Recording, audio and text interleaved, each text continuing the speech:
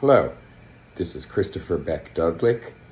I'm here to tell you the unique story of ant plants. They're very rare and they're fascinating once you learn about them.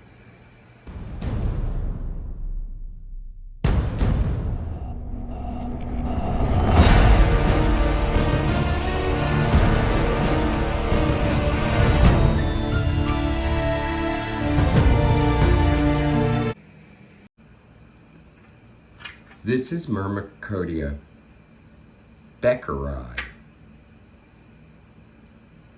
It has small white flowers and the fruit is white and translucent.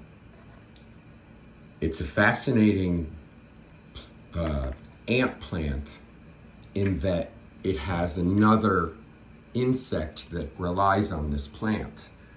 The Apollo jewel butterfly lays its eggs on the plant, and because they smell like ants' eggs, the ants will carry the eggs inside the plant, where they develop to the butterfly stage. Accordingly, it's likely that the larvae that hatch from the eggs feed either on food that they beg from the ants or actually cannibalize the ant larvae, or possibly both. In either case, the insects are in perfect balance in the plant, and the plant is in perfect balance with the insects. Also, like other ant species, because the plant provides them a home, the plant feeds off their waste and protects this plant from predators. It's just fascinating that this little butterfly symbiosis is also involved in there. Now, when we're talking biodiversity, remember, you take one thing out of the food chain, something can collapse. So if there were no ants and there were none of this plant propagated, the Apollo jewel butterfly would probably die out.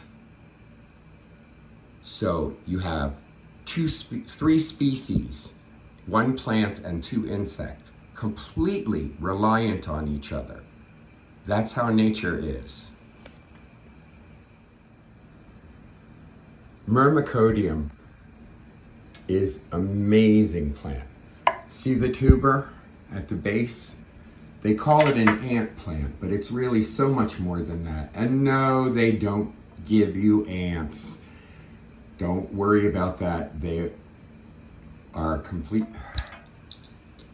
This Myrmecodia has a caudex, which means a fat base. What happens is the internal workings of the plant have evolved with ants. And what happens is the ants drill a hole into the base of the plant. The plant is soft and spongy and very easily eaten by predators. And what happens is the ants form their nest in there. And the plant will form a separate chamber off of the main ant nest. Not as big as the actual nest, but a good size for the ants to throw their waste in. So the ants throw their waste into this second chamber.